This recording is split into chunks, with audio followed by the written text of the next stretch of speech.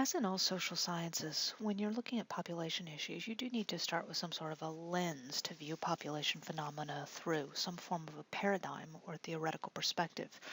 In the very distant past, thoughts on population tended to lean more towards the doctrinal or the philosophical. That is, scholars or leaders or whoever it was talking or writing about an ideal population size or composition was not necessarily basing this on actual data about world populations or their community's population at that time. It was more ideas of what would be good. Over time, as methods for collecting and analyzing population data evolved, so has the sophistication of the frameworks used. These two things are intertwined. It's hard to be much more than philosophical if you don't have the data or the means to analyze it. It's hard to develop a true theoretical framework from the perspective of the scientific method. That approach is very modern. Today I'm going to give you kind of a whirlwind tour of early thought, so concepts and ideas about population prior to the development of much data or methods. These are mostly, like I said, doctrinal or treatises on ideal populations. And then early analytical thought as political economists, which was what we might think of as sociologists and philosophers began to explore population with real data and real ideas about how to test their thoughts about the relationships between population and economy and some things like that. In a subsequent slideshow, we'll deal with more modern population theory. For most of the history of humans, any concern or thought about population was pretty simple. It was, more people is good, whether that's your family or your group, your clan, your tribe, your community. Um, People simply knew that more was better if you wanted to maintain a population. As humans became more centralized, as cities began to form, as nation states formed, there were even more reasons to increase populations. Most of these are political in nature, having to do with being able to maintain a hold on a geographic space, having soldiers, having producers and customers essentially for a growing economy. Most early thinkers were pro-natalist. They were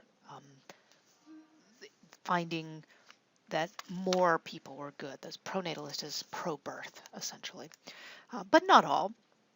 In approximately 500 BC, Confucius was writing about the ideas of stability being more important than growth, that the balance between resources and population in any given area was critical. Plato, 360 BC, also wrote about population stability being more important than growth. He had some ideas about these ideal communities and how they'd be laid out and how many people and things like that. And, again, he's mostly just talking. The ideas, the quality of the population. Aristotle followed him by writing a little bit more about the same things.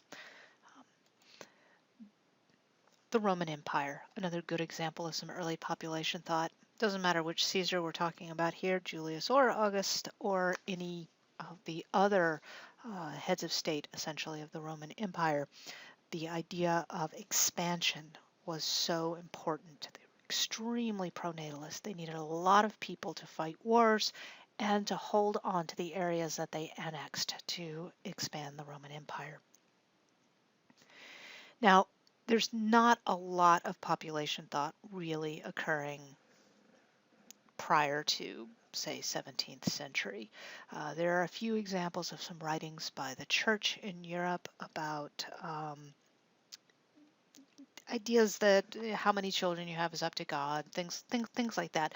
There was some writing about it, but as a whole, not an awful lot until we started to see some economic ideas emerge during, again, as I said, the 17th century in Europe. Prior to that, in northern Africa, a philosopher by the name of Ibn Khaldun started writing about the benefits of a growing population, and he was particularly relating this to how cities grow and economies grow and the need for occupational specialization, and how occupational specialization is related to the evolution of societies. This was in direct response to urbanization in northern Africa and Middle East, and he was ahead of essentially European thinkers when it came to this tying of population and economy together. In Europe, by, again, 14th century, we're starting to see larger cities develop, we're starting to see economies expand, and so subsequently after that, we start to see more thought about population. In the 17th century, we had something called mercantilism, the rise of mercantilism, that is, nation states driving power through um, obtaining natural resources and selling natural resources, or processing and then selling natural resources. Export more stuff than you import, colonize, all sorts of things like that.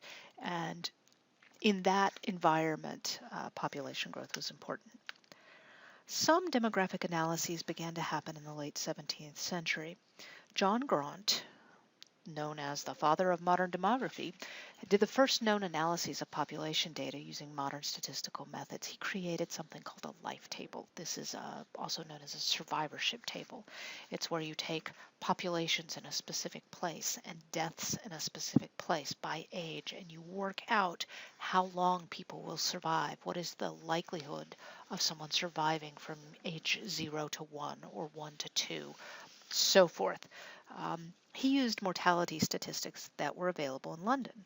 These were called the Bills of Mortality, and the reason that this data was available was because of the plague. Plagues of some sort or another had been plaguing Europe for 1,000 years at this point. However, as urban areas grew a little bit more sophisticated, there was interest in trying to prevent the spread of plague, or in the case of the Bills of Mortality, mostly people with money wanted to know when they should leave the city. They needed a sense of when a lot of people were starting to die of some sort of an epidemic or another. So that, as a result, great data source about 17th century deaths in London and southern Great Britain. William Petty worked with Grant. Some modern historians feel that he might have written the observations on the Bills of Mortality instead of Grant. I don't know. I don't think it really matters, but he was involved in that early work. Edmund Halley, we all know who he is, the comet guy, but he was also a social scientist, essentially, and he created some very sophisticated life tables. They are the basis of our contemporary life tables. You'll see more of that later when we study mortality. European population was growing in the 17th century, in the beginning of the 18th century, and people are starting to really think about issues of population. Francois Quesnay was a French physician. He was very interested in the relationship between population and wealth, and he sort of flipped the mercantilism argument on its head and said that it's not that wealth depends on, it's not that how many people you have depends on, get this right. In mercantilism, the idea was the more wealth a nation has, the more people a nation will have. And Quesnay said, no, the more, okay, I think I really totally got this backwards now.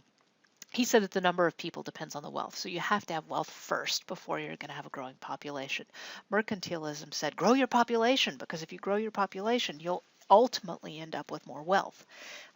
Quesnay was a precursor to the physiocratic school of thought. The physiocrats, Adam Smith, hopefully you've all heard of him, although if you haven't taken any economic history, you may not know much about him. The physiocrats believe that land is the source of wealth, not people, that with free trade and ample land, a nation can become wealthy. But in terms of population, he also felt like you have to throw in that labor side of it. So you do need some growing population to combine with growing land to basically grow a state. Condorcet, he was French. He was really into the idea that our technological growth had no limits, and therefore people grow, populations grow, technology expands, and that there's no limit. So therefore, the more people, the better. William Godwin, he was another mid-18th century precursor to modern population theory. Mary Shelley wrote Frankenstein. William Godwin was her father.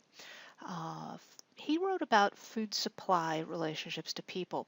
He felt that there's not necessarily a direct line between increase in food supplies and increase in population, because people will want to limit the number of children they have to make sure that they can do better, to ensure prosperity, basically.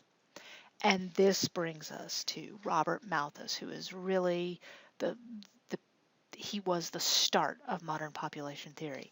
He wrote his first book in 1798, so we are talking about late 18th century. He wrote 7 versions of his essay on the principles of population over the span of the next 30 years or so.